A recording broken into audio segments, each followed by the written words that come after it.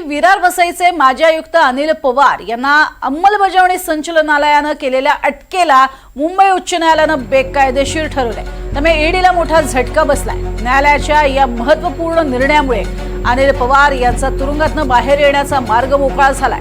ते आज सकाळी 11 वाजता मुंबईतल्या आर्थर रोड कारागृहातून सुटण्याची शक्यता आहे। ईडीनं केलेल्या अटकेची कारवाई ही कायद्यानुसार नसल्याचं निरीक्षण न्यायालयानं नोंदवलंय।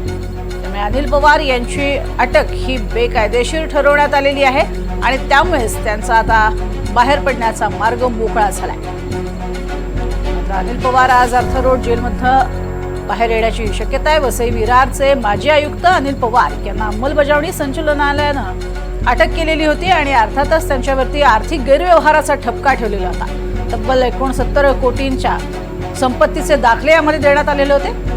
तर 170 कोटींपेक्षा जास्त असा हा अपहार आहे अशा स्वरूपात सुद्धा भला मोठा अहवाल सादर करण्यात आला होता आणि त्यानंतर ईडीला मोठा झटका न्यायालयानं दिलेला आहे। न्यायालयाच्या महत्त्वाच्या निर्णयामुळे अनिल पवारांच्या तुरुंगातून बाहेर येण्याचा मात्र मार्ग मोकळा झालाय। आज सकाळी 11 वाजता मुंबईतल्या आर्थर रोड कारागृहातून ते सुटतील असं सांगितलं जात आहे। ईडीनं केलेल्या या अटकेची कारवाई कायद्यानुसार नाही असं निरीक्षण न्यायालयानं नोंदवलेलं आहे आणि त्यामुळेच आपण बघतोय अनिल पवार हे आज आर्थर रोड जेलमधून बाहेर पडतील असं कळतंय।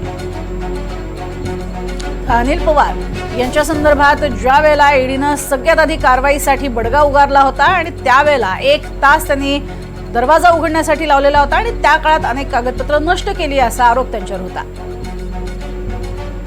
मात्र अनिल पवार यांच्यावरची जी कारवाई आहे ती बेकायदेशीर आहे असं म्हटलेलं आहे कोर्टानं।